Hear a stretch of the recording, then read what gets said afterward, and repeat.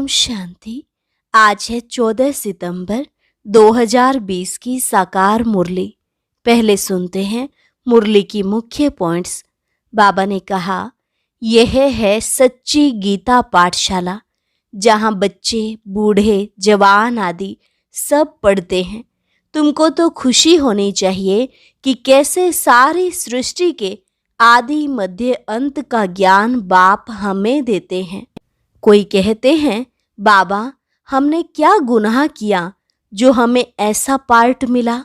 बाबा ने कहा, इसमें गुनाह की तो बात ही नहीं, यह तो सिर्फ पार्ट है। यह बना बनाया ड्रामा है। अबलाओं पर अत्याचार होने का भी ड्रामा में पार्ट है। फिर कहीं कहीं पुरुषों पर भी अत्याचार होते हैं। बाबा ने कहा, इसमें बहुत सहनशीलता होनी चाहिए। माया के विघ्न तो बहुत पड़ेंगे।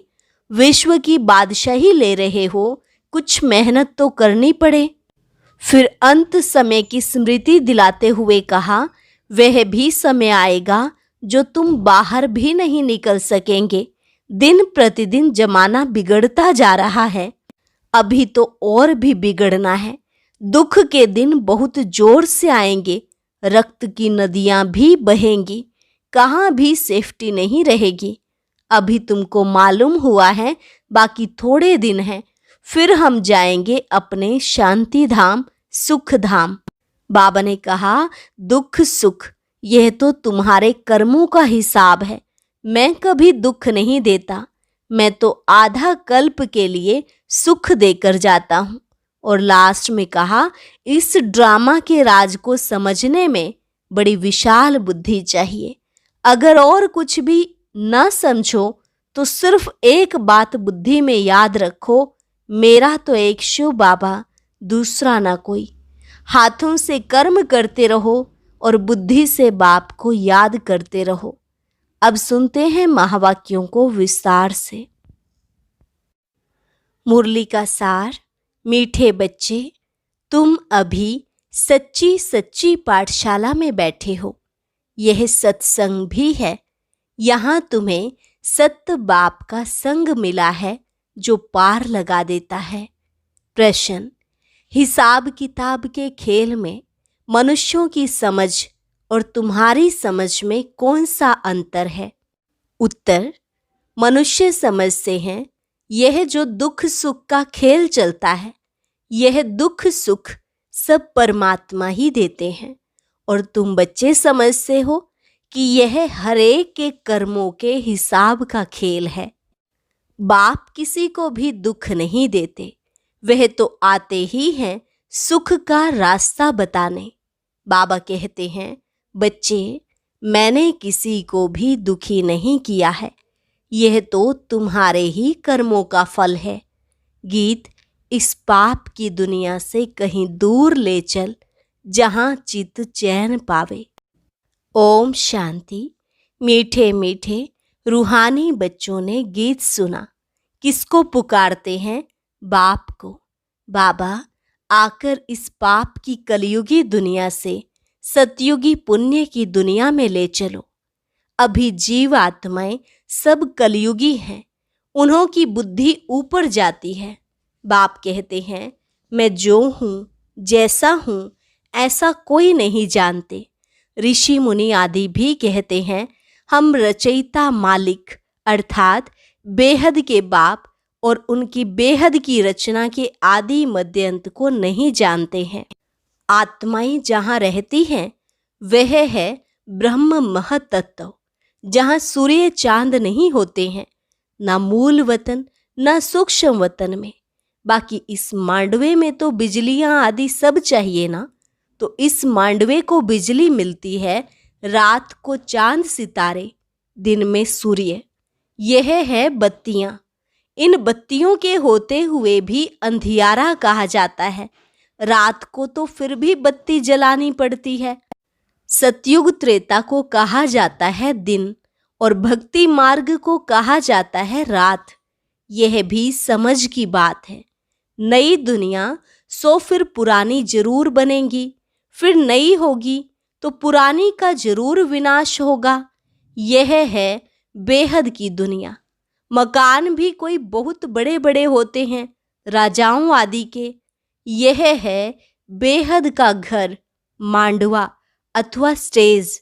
इनको कर्म क्षेत्र भी कहा जाता है। कर्म तो जरूर करना होता है। सब मनुष्यों के लिए यह कर्म क्षेत्र है। सबको कर्म करना ही है, पार्ट बजाना ही है। पार्ट हर एक आत्मा को पहले से मिला हुआ है। तुम्हारे में भी कोई है जो इन बातों को अच्छी रीति से समझ सकते हैं। वास्तव में यह गीता पाठशाला है। पाठशाला में कभी बूढ़े आदि पढ़ते हैं क्या? यहाँ तो बूढ़े जवान आदि सब पढ़ते हैं। वेदों की पाठशाला नहीं कहेंगे। वहाँ कोई भी एम ऑब्जेक्ट होती नहीं है। हम इतने वेद शास्त्र आदि पढ़ते हैं, इनसे क्या बनेंगे वह जानते नहीं। कोई भी जो सत्संग है, एम ऑब्जेक्ट कुछ नहीं है। अब तो उनको सत्संग कहने से लज्जा आती है। सत्य तो एक ही बाप है, जिसके लिए कहा जाता है संग तारे कुसंग बोरे। कुसंग कलयुगी मनुष्यों का, सत्य का संग तो एक ही है। अभी तुमको वंडर लगता है सारे सृष्टि के आदि मध्य अंत का ज्ञान कैसे बाप देते हैं। तुमको तो खुशी होनी चाहिए। तुम सच्ची सच्ची पाठशाला में बैठे हो। बाकी सब हैं झूठी पाठशालाएं। उन सत्संगों आदि से कुछ भी बनकर निकलते नहीं। स्कूल कॉलेज आदि से फिर भी कुछ बनकर निकलते हैं, क्योंकि पढ़ते हैं। बाकी कहाँ भी पढ़ाई नहीं है। सत्संग को पढ़ाई नहीं कहेंगे। शास्त्र आदि तो पढ़कर फिर दुकान खोल बैठते हैं, पैसा कमाते हैं। ग्रंथ थोड़ा सीख कर गुरुद्वारा खोल बैठ जाते हैं। गुरुद्वारे भी कितने खोलते हैं। गुरु का द्वार अर्थात घर कहेंगे ना, फाटक खुलता है, वहां जाकर शास्त्र आदि पढ़ते हैं। तुम्हारा गुरुद्वारा है मुक्ति और जीवन मुक्ति धाम, सत्य गुरुद्वार। सत्य गुरु का नाम क्या है? अकाल मूर्त। सत्य गुरु को अकाल मूर्त कहते हैं। वह आकर मुक्ति जीवन मुक्ति का द्वार खोलते हैं। अकाल मूर्त है ना, जिसको काल भी खा नहीं सकता। आत्मा है ही बिंदी, उनको काल कैसे खाएगा? वह आत्मा तो शरीर छोड़कर भाग जाती है। मनुष्य समझ से थोड़े ही है कि एक पुराना शरीर छोड़ फिर जाए दूसरा लेगी। फिर इसमें रोने की क्या दरकार है? यह तुम जानते हो, ड्रामा अनादि बना हुआ है। हर एक को पार्ट बजाना ही है। बाप ने समझाया है, सतयुग में है नष्टो मोहा। मोहजीत की भी कहानी है ना। पंडित लोग सुनाते हैं, माताएं भी सुन सुनकर फिर ग्रंथ रख बैठ जाती हैं सुनाने के लिए। बहुत मनुष्य जाकर सुनते हैं। उनको कहा जाता है कन रस। ड्रामा प्लान अनुसार मनुष्य तो कहेंगे हमारा दोष क्या है। बाप कहते हैं, तुम हमको बुलाते हो कि दुख की दुनिया से ले जाओ। अब मैं आया हूं तो मेरा सुनना चाहिए ना। बाप बच्चों को बैठ समझाते हैं। अच्छी मत मिलती है तो वह लेनी चाहिए ना। तुम्हारा भी कोई दोष नहीं है। यह भी ड्रामा था। राम राज्य, रावण का राज्य, खेल बना हुआ है। खेल में कोई हार जाते हैं तो उनका दोष थोड़े ही होता है। जीत और हार होती है, इसमें लड़ाई की बात नहीं। तुमको बादशाही थी, यह भी आगे तुमको मालूम नहीं था।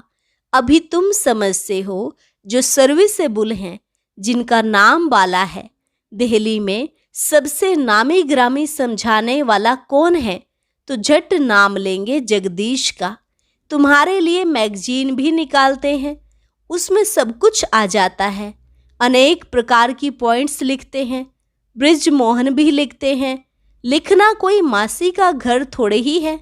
जरूर विचार सागर मंथन करते हैं, अच्छी सर्विस करते हैं। कितने लोग पढ़कर खुश होते हैं। बच्चों को भी रिफ्रेशमेंट मिलती है।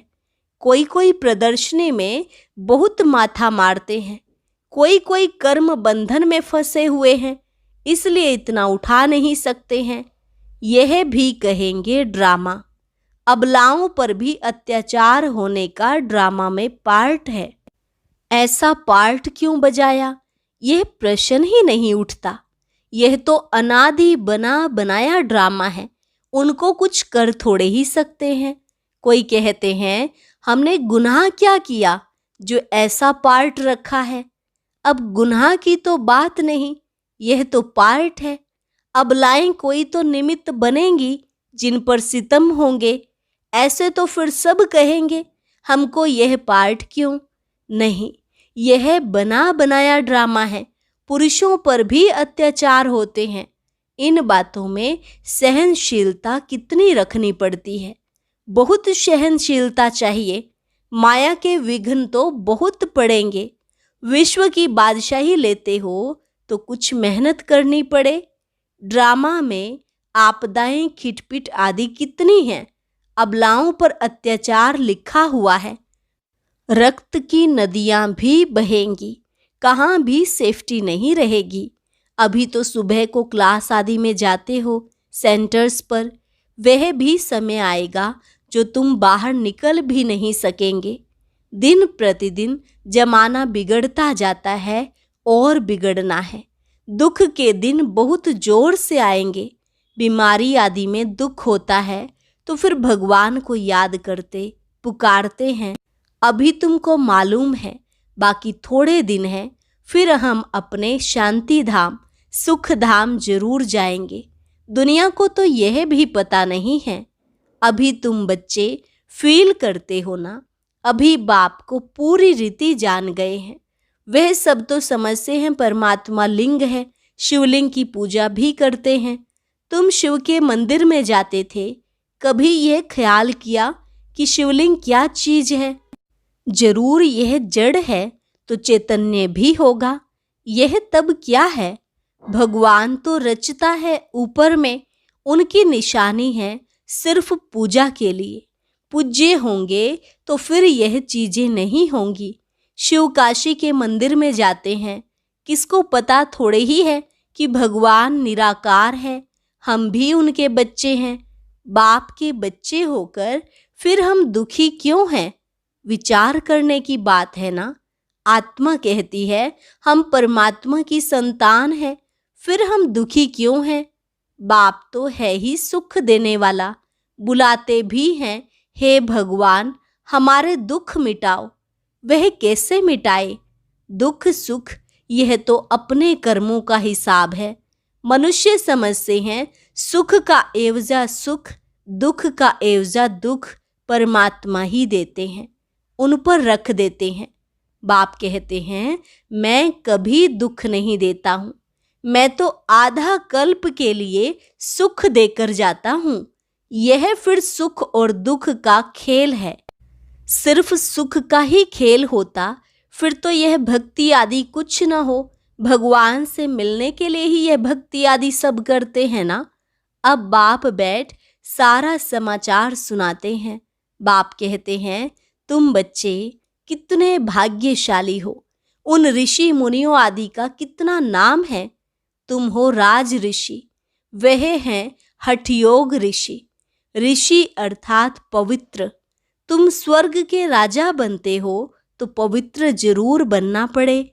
सतयुग त्रेता में जिनका राज्य था उनका ही फिर होगा, बाकी सब पीछे आएंगे। तुम अभी कहते हो हम श्रीमत पर अपना राज्य स्थापन कर रहे हैं। पुरानी दुनिया का विनाश होने में भी समय तो लगेगा ना। सतयुग आना है, कलयुग जाना है।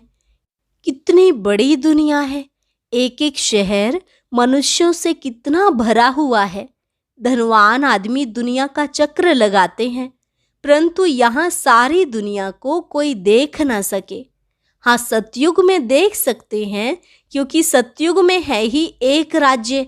इतने थोड़े राजाएं होंगे। यहाँ तो देखो कितनी बड़ी दुनिया है। इतनी बड़ी दुनिया का चक्र कौन लगाए? वहाँ तुमको समुद्र में जाने का नहीं है, वहाँ सिलोन, बर्मा आदि होंगे? नहीं, कुछ भी नहीं। यह कराची नहीं होगी। तुम सब मीठी नदियों के किनारे पर रहते हो। खेती बाड़ी आदि सब होती है। सृष्टि तो बड़ी है, मनुष्य बहुत थोड़े रहते हैं। फिर पीछे वृद्धि होती है। फिर वहां जाकर अपना राज्य स्थापन किया। धीरे धीरे हप करते गए, अपना राज्य स्थापन कर दिया। अभी तो सबको छोड़ना पड़ता है। एक भारत ही है जिसने किसी का भी राज्य छीना नहीं है, क्योंकि भारत असल में अहिंसक है ना। भारत ही सारी दुनिया का मालिक था और सब पीछे आए हैं जो टुकड़े टुकड़े लेते गए हैं। तुमने कोई को हप नहीं किया है, अंग्रेजों ने हप कर लिया है। तुम भारतवासियों को तो बाप विश्व का मालिक बनाते हैं। तुम कहाँ गए थोड़े ही हो। तुम बच्चों की बुद्धि में ये सारी बातें हैं। बूढ़ी माताएं तो इतना सब समझ ना सकें। बाप कहते हैं, अच्छा है जो तुम कुछ भी पढ़ी नहीं हो। पढ़ा हुआ सब बुद्धि से निकालना पड़ता है। एक बात सिर्फ धारण करनी है, मीठे बच्चे, बाप को याद करो। तुम कहते भी थे ना, बाबा आप आएंगे तो हम वारी जाएंगे, कुर्बान जाएंगे। तुम्हें फिर हमारे पर कुर्बान जाना है। लेन देन होती है ना। शादी के टाइम स्त्री पुरुष एक दो के हाथ में नमक देते हैं। बाप को भी कहते हैं, हम पुराना सब कुछ आपको देते हैं। मरना तो है, यह सब खत्म होना है। आप हमको फिर नई दुनिया में देना। बाप आते ही हैं सबको ले जाने। काल है ना। सिंध में कहते थे, यह कौन सा काल है जो सबको भगा कर ले जाते हैं। तुम बच्चे तो खुश होते हो, बाप आते ही हैं ले जाने। हम तो खुशी से अपने घर जाएंगे। सहन भी करना पड़ता है। अच्छे बड़े बड़े घर की माताएं मारें खाती हैं। तुम सच्ची कमाई करते हो, मनुष्य थोड़े ही जानते हैं। वह हैं ही कलयुगी शूद्र संप्रदाय। तुम हो संगम युगी, पुरुषोत्तम बन रहे हो। जानते हो, पहले नंबर में पुरुषोत्तम यह लक्ष्मी नारायण है ना। फिर डिग्री कम होती जाएगी, ऊपर से नीचे आते रहेंगे, फिर आहिस्ते आहिस्ते गिरते रहेंगे। इस समय सब गिर चुके हैं। झाड़ पुराना हो चुका है, तना सड़ गया है। अब फिर स्थापना होती है। फाउंडेशन लगता है ना। कलम कितना छोटा होता है, फिर उनसे कितना बड़ा झाड़ बढ़ जाता है। यह भी झाड़ है। सतयुग में बहुत छोटा झाड़ होता है, अब कितना बड़ा झाड़ है। वैरायटी फूल कितने हैं मनुष्य सृष्टि के। एक ही झाड़ में कितनी वैरायटी है। अनेक वैरायटी धर्मों का झाड़ है मनुष्यों का। एक सूरत ना मिले दूसरे से। बना बनाया ड्रामा है ना। एक जैसा पार्ट कोई का हो नहीं सकता। इनको कहा जाता है कुदरती बना बनाया बेहद का ड्रामा। इनमें भी बनावट बहुत है। जो चीज रियल होती है वह खत्म भी होती है। फिर 5000 वर्ष के बाद रियलिटी में आएंगे। चित्र आदि भी कोई रियल बने हुए थोड़े ही हैं। ब्रह्मा की शक्ल भी फिर 5000 वर्ष बाद तुम देखेंगे। इस ड्रामा के राज को समझने में बुद्धि बड़ी विशाल चाहिए। और कुछ न समझो, सिर्फ एक बात बुद्धि में रखो, एक शिव बाबा, दूसरा ना कोई। यह आत्मा ने कहा, बाबा हम आपको ही याद करेंगे। यह तो सहज है ना। हाथों से कर्म करते रहो और बुद्धि से बाप को याद करते रहो। अच्छा, मीठे मीठे सिकिलधे बच्चों प्रति मात पिता बाप दादा का याद प्यार और गुड मॉर्निंग। रूहानी बाप की रूहानी बच्चों को नमस्ते। रूहानी बच्चों की रूहानी बाप दादा को नमस्ते नमस्ते, गुड मॉर्निंग। धारणा के लिए मुख्य सार। पहली पॉइंट, सहनशीलता का गुण धारण कर माया के विघ्नों में पास होना है। अनेक आपदाएं आएंगी, अत्याचार होंगे। ऐसे समय पर सहन करते बाप की याद में रहना है, सच्ची कमाई करनी है। दूसरी पॉइंट, विशाल बुद्धि बन इस बने बनाए ड्रामा को अच्छी रीति समझना है। यह कुदरती ड्रामा बना हुआ है, इसलिए प्रश्न उठ नहीं सकता। बाप जो अच्छी मत देते हैं उस पर चलते रहना है। वरदान, बाप समान वरदानी बन, हरेक के दिल को आराम देने वाले मास्टर दिलाराम भव। बाप समान वरदानी बन, हरेक के दिल को आराम देने वाले मास्टर दिलाराम भव। जो बाप समान वरदानी मूर्त बच्चे हैं, वह कभी किसी की कमजोरी को नहीं देखते। वह सबके ऊपर रहम दिल होते हैं। जैसे बाप किसी की कमजोरियां दिल पर नहीं रखते, ऐसे वरदानी बच्चे भी किसी की कमजोरी दिल में धारण नहीं करते। वे हरेक की दिल को आराम देने वाले मास्टर दिलाराम होते हैं। इसलिए साथी हो या प्रजा, सभी उनका गुणगान करते हैं। सभी के अंदर से यही आशीर्वाद निकलती है कि यह हमारे सदा स्नेही सहयोगी हैं। स्लोगन, संगम युग पर श्रेष्ठ आत्मा वह है जो सदा बेफिक्र बादशाह हो। संगम युग पर श्रेष्ठ आत्मा वह है जो सदा बेफिक्र बादशाह हो। अच्छा, ओम शांति। ओम शांति। आज की अव्यक्त मुरली जरूर सुने। उसके लिए ऊपर दिए गए बॉक्स को टच करें।